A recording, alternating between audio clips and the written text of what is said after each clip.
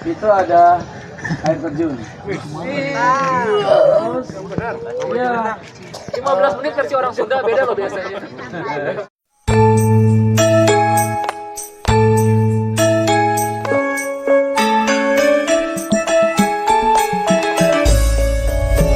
Kan itu sebagai ini panitia pelaksana.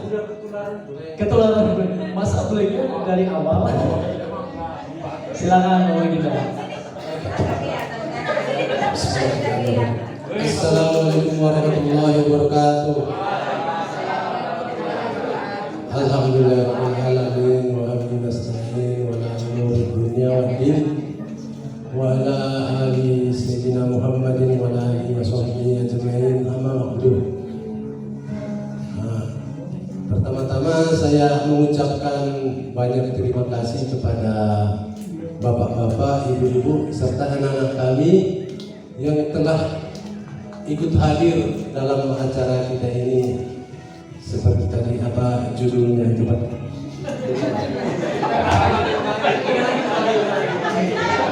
Merajut kenangan, mempererat hubungan dan kekeluargaan. Nah, jadi di sini kalau kita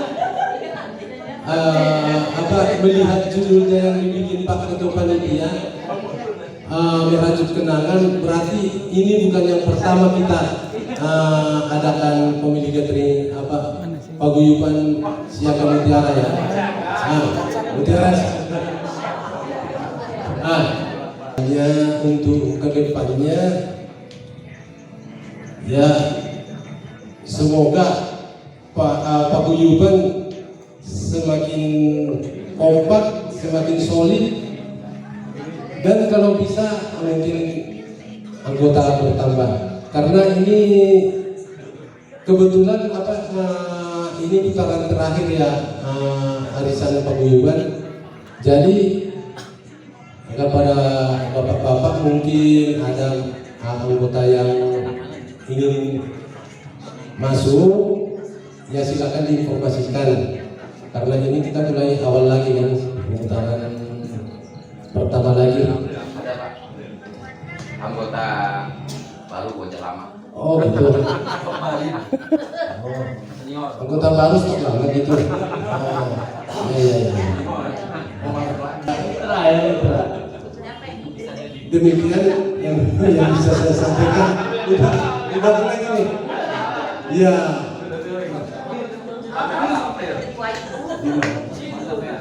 Oh iya, itu.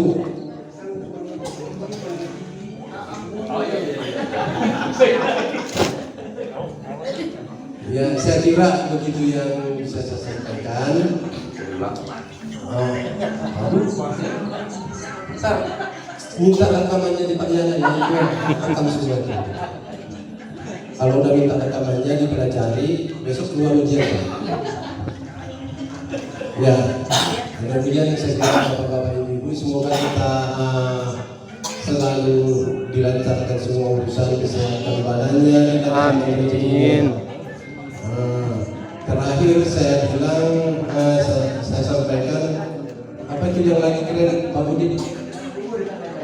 Ubur-ubur ikan lele. Panjang umur kita ketemu lagi, Mek. Mantap. Wabillahi taufiq wal hidayah. Assalamualaikum warahmatullahi wabarakatuh. Waalaikumsalam warahmatullahi wabarakatuh. Ternyata. Oke, ini ada pertanyaan dulu, persilakan ya, baru nanti Pak. Silakan. Belum mulai. Ibu-ibu juga boleh bertanya ya, anak-anak juga boleh nak. Anak-anak semuanya boleh bertanya, jadi mungkin bisa menjadi masukan atau menjadi ide-ide buat anak-anak semuanya. Bisa jadi kan? Who knows?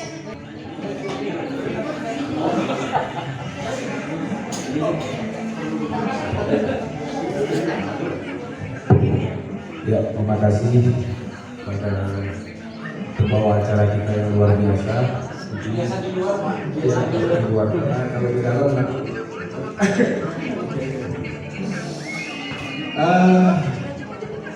Assalamualaikum warahmatullahi wabarakatuh.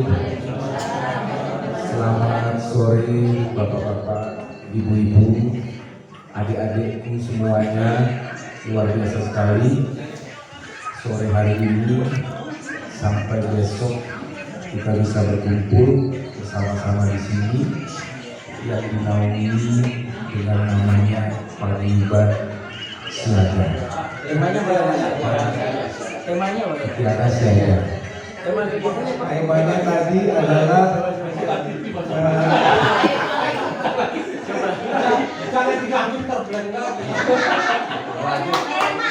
berarti kenangan mempererat hubungan kekeluargaan. Family gathering seperti ini memang sudah hampir 2 tahunan kita tidak melakukan. Selanjutnya untuk ibu-ibu, beginilah kami bapak-bapaknya kalau kumpul itu udah lupa sama umur. Jadi hiburan kami setiap bulan ketemu ya ketawa-ketawa seperti itu. Jadi memang akhirnya dilakukan di villa ini sekaligus.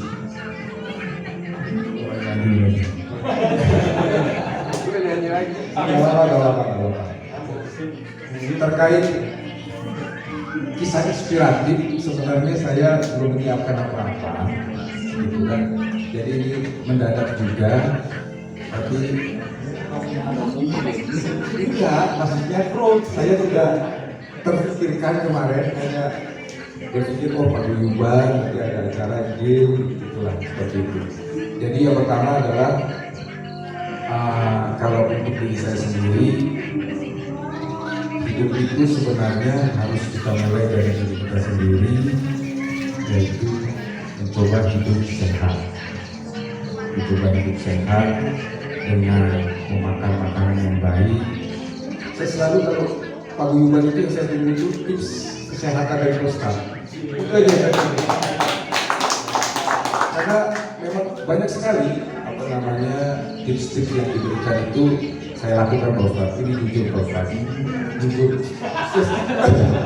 Jadi kan makanan yang kita makan itu adalah obat. Sebelum kita pengen sehat harus minum obat. Nah, seperti itu. Jadi yang saya lakukan adalah seperti itu. Karena saya paling nggak suka ke rumah sakit, nggak suka periksa, saya nggak suka. Karena biasanya saya kalau udah drop istirahat. Saya drop langsung istirahat, berarti itu udah. Dan kita kalau sudah duduk atau di rumah itu sudah duduk suatu orang, apa malas tolong dong. Gitu. Jadi saya biasakan anak saya juga di rumah itu bergerak. Kadang-kadang kalau cuma main handphone di rumah gitu di kamar, saya marahin dia. Udah kamu naik sepeda sana keluar, malah saya suruh keluar supaya ada aktivitas fisik buat mereka. Gitu. Aktivitas fisik buat mereka supaya mereka tidak di rumah terus. Nah ini buat kakak-kakak dan adik-adik yang main ya, kalau main handphone itu ada waktunya, ada batasannya. Jangan lupa belajar, biar pinter. Negara kita ini sedang tidak baik-baik saja ini. Jadi harus punya generasi yang baik. Nanti ada makan siang, bukan makan siang gratis, memang gratis. Makan siang bergizi. Jadi di sekolah makannya sudah gratis, tapi orang tuanya di rumah cekek.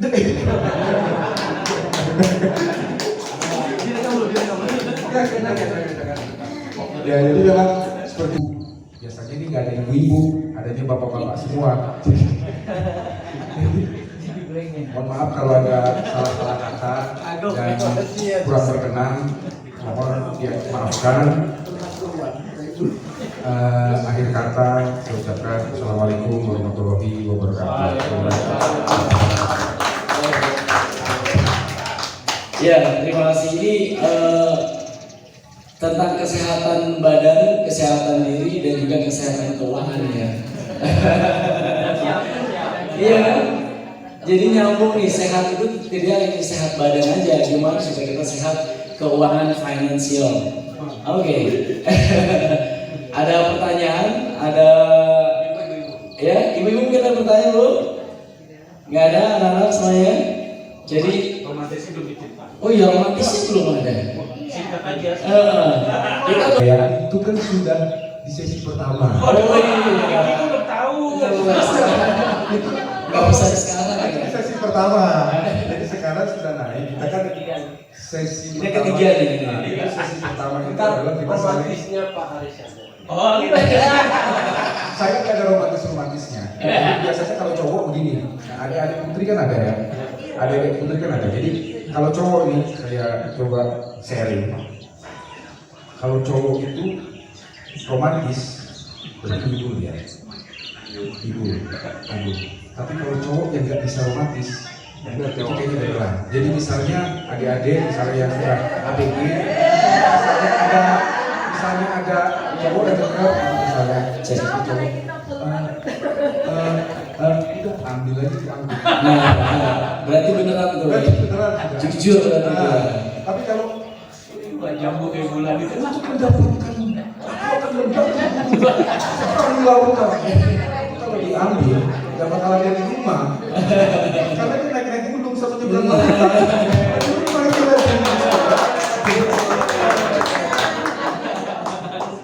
Dari bapak-bapak pasal romantis dah. Gue nggak tahu rokok menghargai. Iya, terima kasih. Jadi tepuk tangan buat Pak Arisan ini. Bisa. Maaf saya break.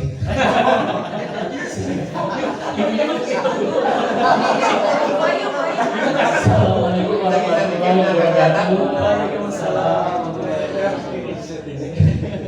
Oke, mungkin cerita dulu ya sama ibu-ibu di setiap acara paguyuban ini udah sesi ketiga berarti ibu ya. Jadi dari awal itu kalau sesi pertama tak kenal maka tak sayang. Jadi masing-masing bapak-bapak ini mungkin sering ketemu, sering ini tapi nggak tahu siapa sih Pak Baginda, siapa sih Pak Ustadz, siapa sih Pak RW backgroundnya gitu kan. Oh ternyata kalau betul ini bisa Pak Baginda. Kisahnya menarik, Pak. Kisahnya menarik lah masing-masing. Dan bagaimana pertemuan dengan ibu-ibunya gitu kan. Jadi kita tahu loh kisahnya Pak Habibie gitu kan, seru banget gitu kan. Pasti pada ingat gitu kan. Tak terlupakan ini. Jadi Pak Habibie itu salah nama waktu itu kalau nggak salah. Nah di sesi kedua itu bapak-bapak cerita tentang keahliannya, pekerjaannya. Jadi gimana cerita tentang kesehatan, gimana cerita tentang di pemerintahan, cerita tentang di dunia pendidikan sama Pak Rifki. Semua kisah-kisah biar kita tuh kenal satu sama lain, dekat satu sama lain, dan juga kalau perlu apa-apa tuh tak perlu jauh-jauh ke anggota paguyuban yang lain aja dulu gitu kan. Lalu di sesi ketiga ini ada kisah inspiratif, karena kita tuh bingung mau ngapain lagi di sesi ketiga ya waktu itu. Akhirnya keluarlah kisah inspiratif gitu kan, yang sebenarnya bingung juga kisah inspiratif apa yang mau kita keluarin gitu ya. Tapi beberapa kali kita dengar ceritanya Pak Yana ya, sebagai seorang entrepreneur, bagaimana mengawali bisnis dari nol sampai sekarang, sampai sekarang punya bisnis spare part yang luar biasa. Kebetulan buat Pak Yana sangat menginspirasi Pak, sangat menginspirasi. Jadi banyak kisah-kisah yang disampaikan sama bapak-bapak paguyuban ini, banyak inspirasinya. Nah, tahu nanti di sesi keempat kita mau apalagi kita belum kepikiran ya.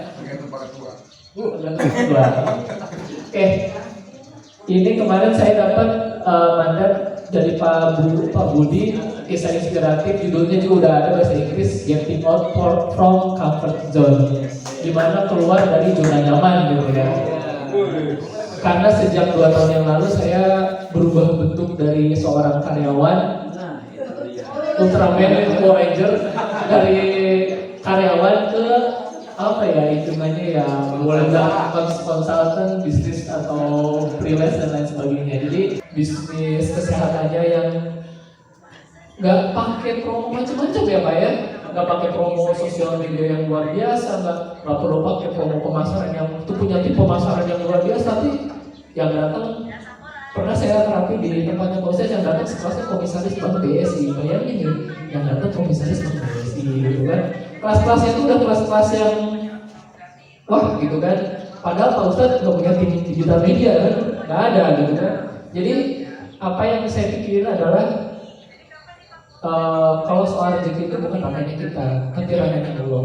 Jadi kita tuh nggak perlu khawatir dengan hal yang udah ditentukan sama Allah gitu kan. Dan itu bukan ranah yang harusnya kita pikirin. Tugas kita adalah ikhtiar dan ikhtiar. Itu yang istri saya juga selalu bilang, terima kasih ada istriku di sini ya. Karena dia selalu bilang, udah jalan dulu aja. Karena pensiun sebelum waktunya dia, kita nggak dapat uang pensiun yang seharusnya gitu kan, nggak dapat uang pensiun bulanan dan lain sebagainya tuh hak itu semuanya hilang gitu kan. Jadi kita benar-benar lumayan nekat dari nol dan nggak punya background apapun, nggak punya bisnis apapun dan belum tahu kita mau kemana ya waktu itu ya. Pokoknya jalan aja dulu. Dan alhamdulillah setelah 2 tahun ini kita masih normal-normal aja hidup ya, masih bisa jalan-jalan, masih bisa alhamdulillah Allah itu udah menjamin rezeki setiap hambanya. Jadi tugas kita itu hanya yang bergerak gitu kan. Jadi saya disuruh pergi terus, pokoknya sama istri di sana pergi gitu kan. Ke sana ke Jogja, sana ke Denpasar. Benar saya nggak bohong, saya ke Denpasar. Walaupun di sana tuh masih belum clear bisnisnya. Setelah saya usaha di Denpasar, ternyata telepon dari tempat lain gitu kan. Pak, mesti bisa bantu saya ini, bisa bantu itu dan lain sebagainya. Jadi kata orang tuh kalau kita jadi pengusaha itu kita akan lebih religi karena kita hidup dalam ketidakpastian.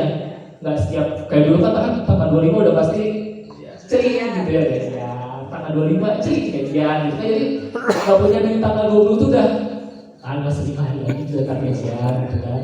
Tapi kalau jadi sekarang, wah anak kemarin sekolah kuliah gitu ya, ini kuliah anak 2 minggu lagi gimana ceritanya. Jadi yang biasanya kita dulu tuh megang tabungan, punya punya simpanan lah. Sekarang kita tuh benar-benar nggak punya simpanan, tapi simpanan kita simpanan bu. Simpanan juga nggak punya simpanan.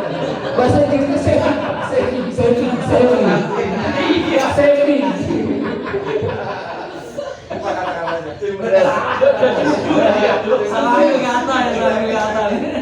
bahasa Inggrisnya saving.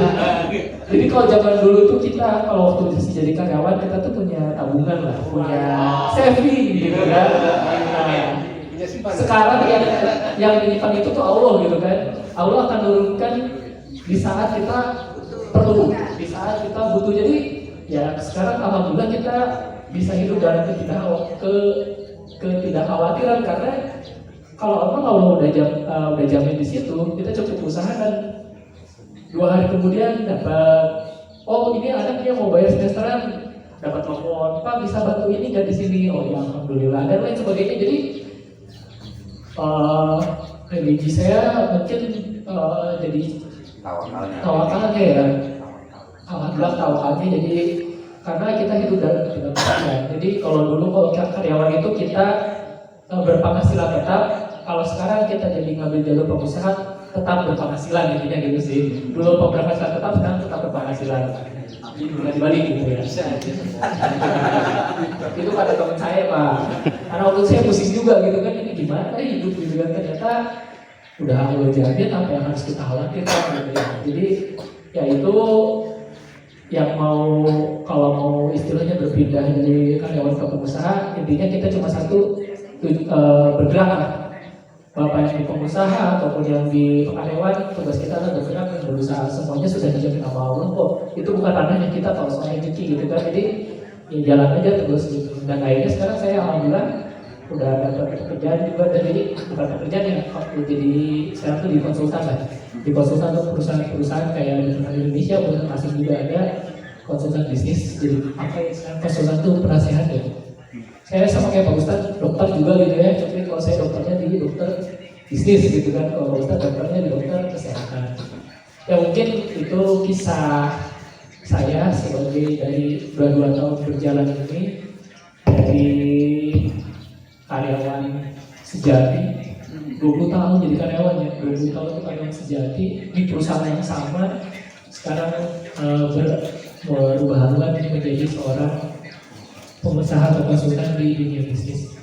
Terima kasih juga dukungannya untuk keluarga, terutama istri dan anak-anak juga udah sabar ya luar biasa sabar dengan segala macam kondisinya.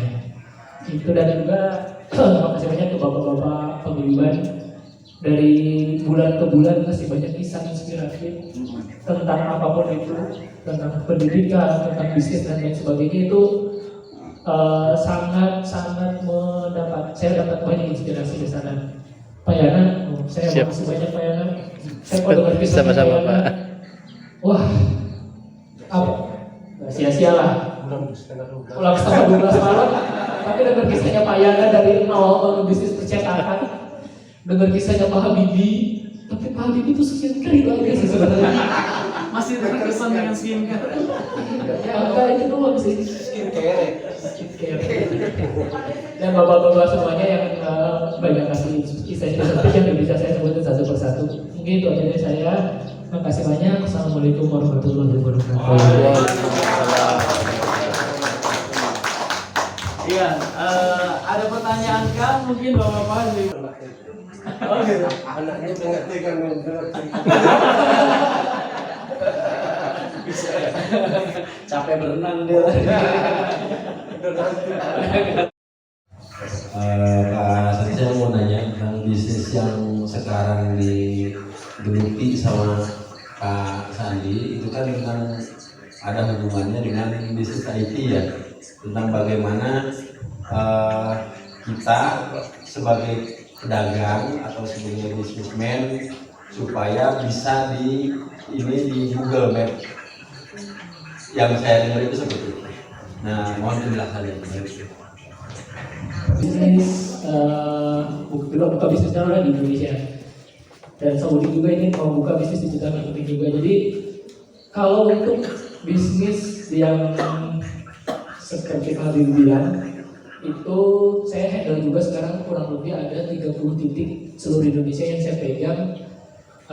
Itu langkah pertama yang jelas Google Maps-nya bagusin dulu sih Pak. Google Maps-nya bagusin dulu, lengkapin dulu semuanya. Itu namanya local SEO kalau kita handle itu. Jadi Pak Ustadz misalnya punya bisnis rumah hiasi gitu kan, semua di Google Maps itu dirapihin, dikasih review-review yang bagus. Di dalam reviewnya juga disisipin kata-kata yang memang mau kita kejar, dan di dalam deskripsi yang kita kejar.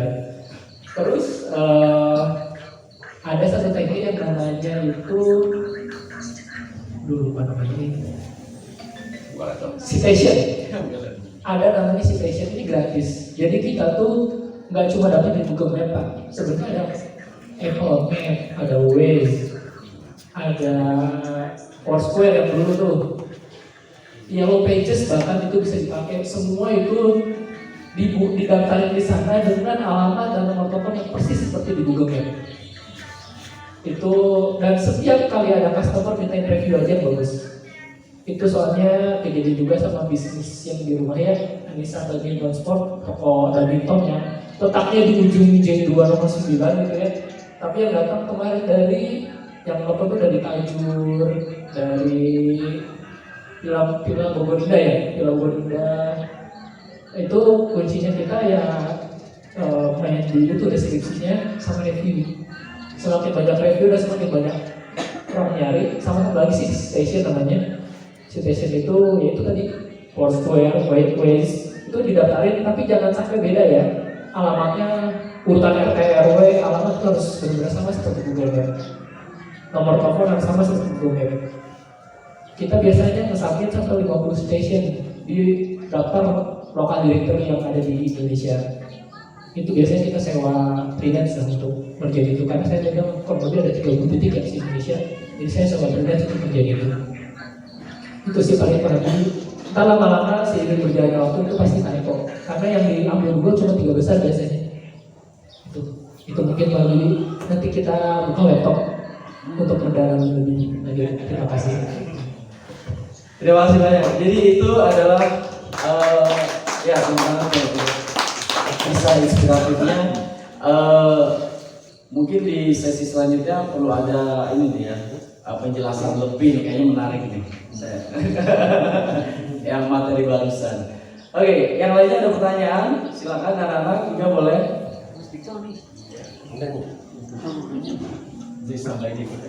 Ya, beres. Caranya bercanda. Karena saya takutnya gara-gara takut dismiss sama Kiki jadi ini pertanyaan saya mungkin mendasar sekali Pak Sanji ya. Memang agak berat merubah haluan dari seorang yang penghasilan tetap menjadi freelance gitu kan. Nah pertanyaan saya, dasar utama apa kira-kira pendirian Pak Sandi untuk berubah itu? Apakah ada nilai dari spiritual ya dari agama? Karena ada juga beberapa warga yang berubah karena ada faktor dari agama di situ. Ya kalau dari pekerjaan Pak Sandi itu sendiri. Jadi dasar perubahan utama selain dari dorongan keluarga ya, dari dorongan keahlian Pak Sandi itu pertanyaan saya. Jadi dasar utama merubah haluan itu dengan keyakinan yang besar dan dukungan dari keluarga. Nah, pertanyaan kedua.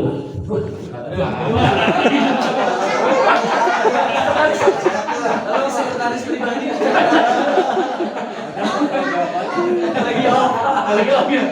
Ya, yuk mungkin kita semua. Ada boleh. Ini tuh ini lagi kita untuk teman-teman lain. Langkah-langkah apa aja, langkah awal untuk membuat start awal. Oh saya mau langkah awal apa aja sih yang saya siapkan nih? Udah perubahan awal tadi. Langkah awal pertama untuk start pertama apa yang Pak Sandi lakukan gitu loh kan ya.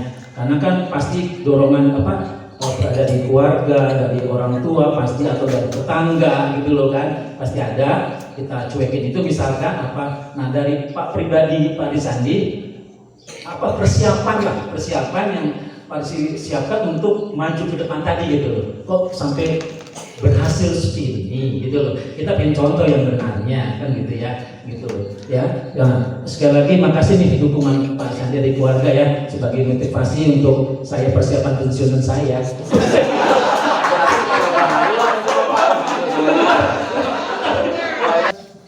Perusahaan itu masih milik lembaga keuangan yang saya kerja, jadi ada bedanya. Apa yang bikin saya kuat itu sebenarnya ada kisahnya sendiri di Madinah ya waktu itu. Alhamdulillah saya dapat kesempatan untuk umroh dengan istri sama ibu. Ada pengalaman spiritual yang sedikit mungkin yang udah pernah umroh pasti biasanya ngalamin ya Pak RW ya. Pengalaman spiritual yang gak bisa dijelasin dengan kata-kata. Intinya dengan pengalaman tersebut saya diajari dua hal. Yang pertama saya itu dapat pesan begini, ya udah kamu keluar aja. Saya tuh takut ketika di Madinah tuh saya sangat takut sampai saya bilang ke istri, udah ya kita kirim aja surat desainnya langsung dari sini. Jadi saya di Madinah langsung bikin surat desain langsung dikirim ke kantor. Dan saya orang-orang tuh kaget gitu kan, saya langsung bikin handphone biar saya ibadahnya tenang. Jadi di Madinah itu benar-benar titik kuat saya benar-benar sangat ketakutan sama Allah. Kenapa kamu masih di situ? Padahal kamu udah janji mau keluar dari 5 tahun yang lalu, gitu. Intinya seperti itu. Jadi saking takutnya saya, saking sedihnya sampai nangis lah dari saat itu nangis terus. Dan istri pun langsung luar biasa ya, alhamdulillah punya istri yang luar biasa. Udah, kata istri, saya masih ingat itu lagi bis dari Madinah, udah kirim aja suratnya, Bismillah, rezeki udah ada yang jamin, tugas kita cuma berusaha untuk dapat yang lebih baik apapun itu. Udah, akhirnya saya kirim surat desainnya. Itu pelajaran pertama, saya benar-benar kondisi ketakutan di Madinah, dan saya nangis terus. Dan akhirnya saya kirim surat desainnya dengan persetujuan istri. Yang kedua, di Madinah saya diajarin satu hal. Jadi rombongan kita itu nggak dapat izin masuk Raudhah ya, sampai kita mau ke Mekah gitu, mau pindah ke Mekah. Kok tumben gitu loh, kita tuh nggak dapat surat izin tasreh Raudhah, padahal biasanya di awal-awal gitu udah pakai vendor kan ya, pakai sama pakai vendor, cuman itu tuh ada kejadian yang luar biasa seperti itu. Saya waktu itu mikir apa gara-gara saya gitu ya, belum tobat dan kutip gitu ya. Terus si tour leadernya kasih tahu, udah ikut aja Pak, nyusup ke rombongan ke negara manapun gitu, nggak usah pakai nasre gitu ya. Jadi saya izin bisnis saya dari pagi, habis kita ke tes di Kuba, saya langsung nganter itu ikut ke negara Malaysia. Kalau Malaysia kan badannya sama ya gitu kan. Jadi masuk Ramadan itu harus pakai izin lah intinya. Jadi dari jam 10 pagi sampai jam 6 sore itu saya nyusup ke berbagai macam rombongan. Pas sudah mau berhasil, orang Malaysia tuh benar-benar ya, oh ini bukan rombongan saya, pada sudah orang saya gitu kan. Badan kita sama gitu kan. Saya ikut ke orang Malaysia, orang India, orang manapun, saya tuh selalu ditolak karena badan saya beda gitu kan. India hitam beda gitu kan. Terus yang ngasih izin udah ikut saya aja. Tapi mereka tuh dari negara kayak Kazakhstan ya badannya putih tinggi, cakep kayak bule gitu kan, tapi bule Arab gitu. Itu saya ikut, udah ikut masuk ke dalam. Pas sudah masuk mau pintu Raudah, nggak ada ini, nggak bisa katanya. Keluar katanya, loh ini tinggal satu langkah lagi, nggak bisa keluar gitu kan. Padahal orang Kazakhstan itu udah kasih kayak saya ke dalam gitu kan. Jadi dari pagi sampai jam 6 sore, saya berusaha dengan masuk Raudah tanpa surat pakai tasre dan gak berhasil. Di situ saya nangis. Ya Allah, apakah ini masih istilahnya masih dihukum ya tasre buntu dan lain sebagainya. Jam 6 sore entah gimana waktu aplikasi nusuk saya dapat istilahnya apa ya, kalah buka aplikasi nusuk untuk daftar Raudah. Akhirnya saya dapat pas di jam tahajud jam 1 malam.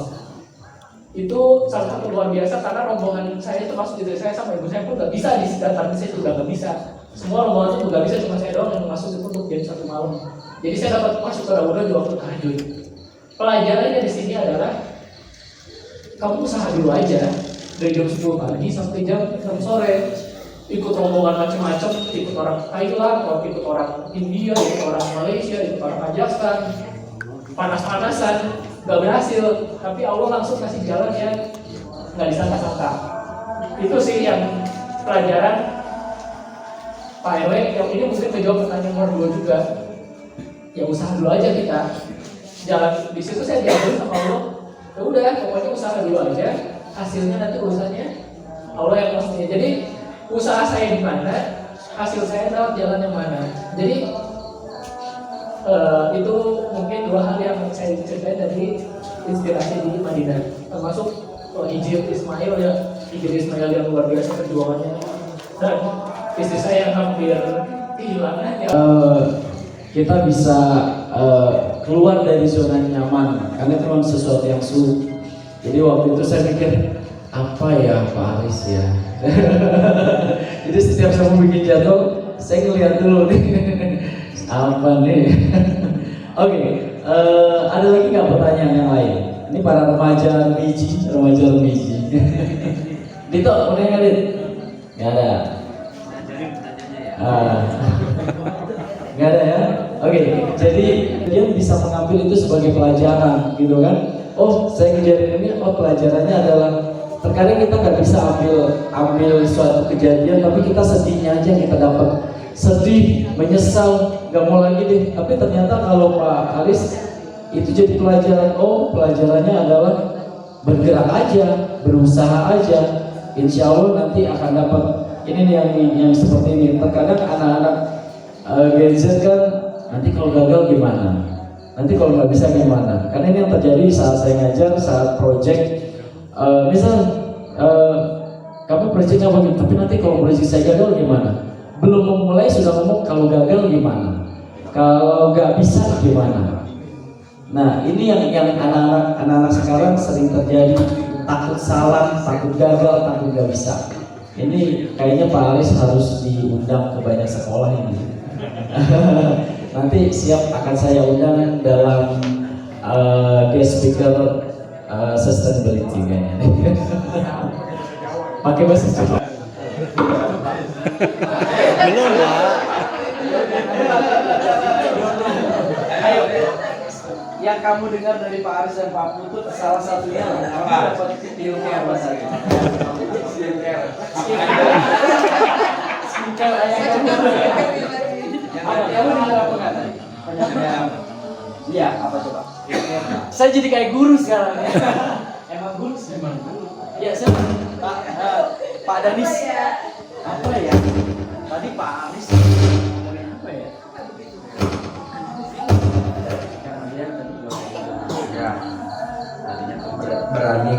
dari zona nyaman. Nah, tadi. Nah, itu dia. Nah, terus tentang berani dari zona nyaman itu apa? Apa itu? Masih tidak mungkin. Ya, dari kerja nyaman dapat gaji, keluar dari pekerjaan itu jadi keluar dari zona nyaman. Itu berarti apa itu? Kita sebagai anak muda harus gimana? Berani apa? Ya, belum.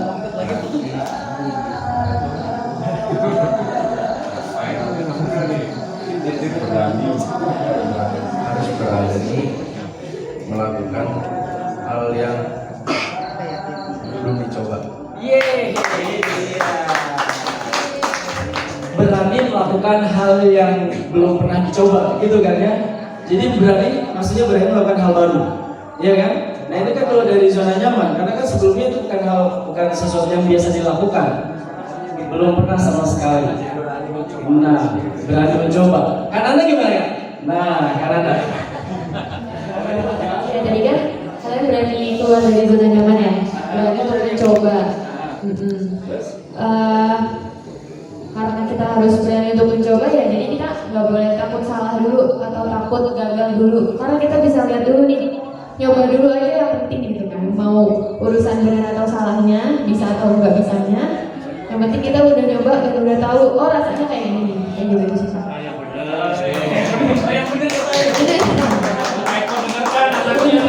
Jadi maju RW dulu ya. Jadi bapak kita RT dulu ya. Ya. Kita belum ada ya. iya. Jadi coba dulu aja. Memang gak gampang ya kan mencoba. Kayak ya Jalanin aja dulu itu anak sekarang. jalanin dulu. Ya karena untuk bergaya hidup sehat kan hanya diomong doang nggak pernah di jalan, aku mau lari tapi nggak pernah lari, niat mau jalan sehat biasanya ada aja jalan. Iya sekalian yang beli rokok, ayo ada lagi ya kalau saya mau jalan sehat tidur aja. Mesa, gimana kamu melihat ayah kamu nih? Atau dari Pak Putu juga bisa yang tentang hidup sehat dan finansial sehatnya. Silakan. Sulit Pak.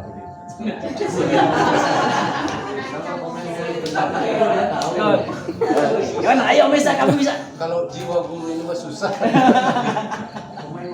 Apa? Yang kamu pelajari dari yang disampaikan ayahmu pasti mungkin di rumah ayah nggak cerita, ya nggak? Bisa jadi kan ada hal baru yang kamu dapat dari itu.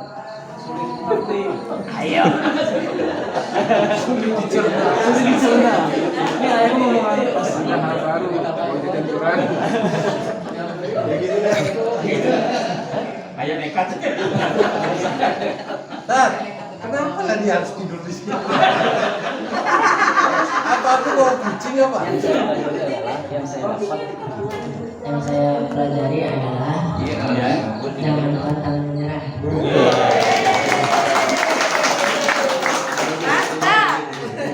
Enggak, itu aja ya. Oke. Jadi jangan pantang menyerah. Walaupun sederhana tapi sangat bermakna ya kan? Jangan pantang menyerah. Oke. Sekarang dari anak Durian Bontot.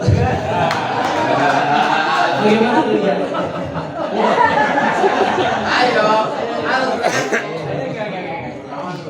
Ayo, hal apa yang kamu dapat dari Pak Putu tentang kesehatan dari Pak Aris Sandi? Ayo Kak. Hal apa? Banyak orang di sini. Ayo tentang apa?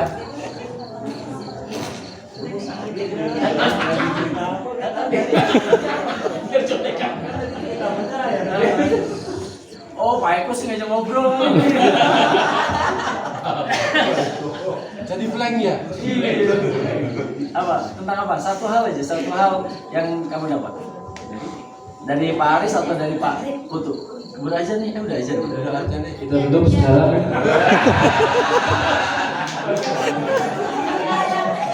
Masih ada Pak, anaknya Pak Putu belum? Anaknya Pak Putu belum? Hujan. Saved by azan. Udah karena mau jawab sudah. Oh iya, sudah azan. Pak, barangkali dari Pak Putu ada. Coba aja. Itu azan. HP. Lumayan pemanasan, karaoke dan sebagainya. Kita lanjutkan dulu ya. Persiapan sholat maghrib dipersilakan untuk ambil dalam dunia. Ada ini. Gak usah mandi lagi.